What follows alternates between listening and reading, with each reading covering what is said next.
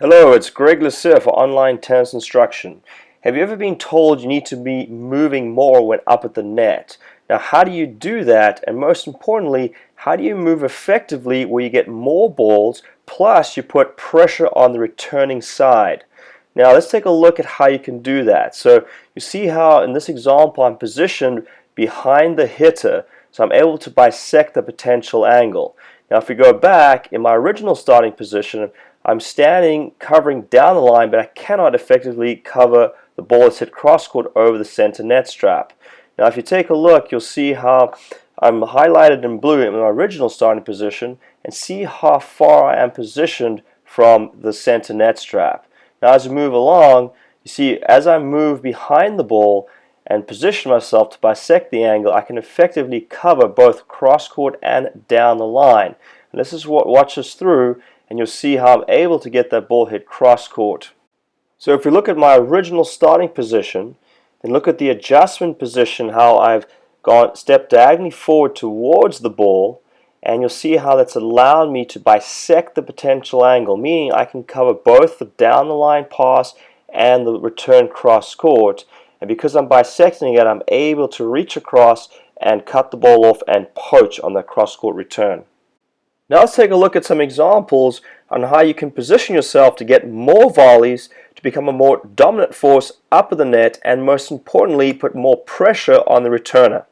Now in this first example, it's an example of an instinctive poach, but you'll notice how I move in the direction of the ball and position myself to bisect the angle.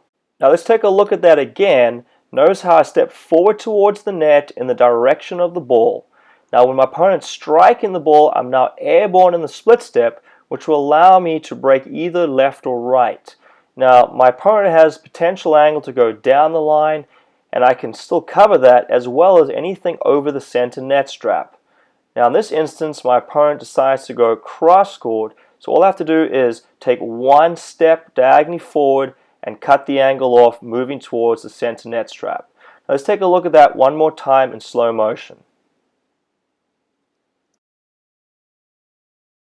Let's take a look at a second example of my opponent serving down the tee.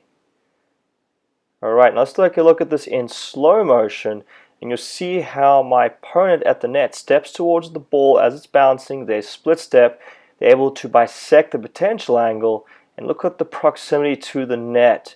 And now they have an easy volley. All I have to do is just put the ball away. Let's take a look at that one more time in slow motion.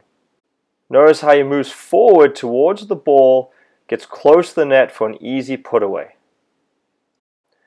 Now let's take a look at one more example. Let's go back and look at this in slow motion. So I'm going to step out diagonally forward towards the ball, split stepping my opponent striking the ball. You can see their potential angle, so I'm bisecting that. They choose to go cross court. I land left foot, then to the right foot.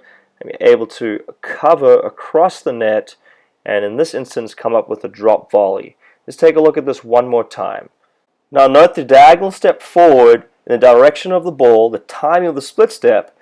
Now the return of serve is pretty low, so I choose to go with the drop volley to avoid popping the ball up for my opponent across the net. Gregg now offers OTI doubles clinics several times per year in locations such as Florida, California, and New Jersey. To find out the next clinic date, simply click the link inside this video right now.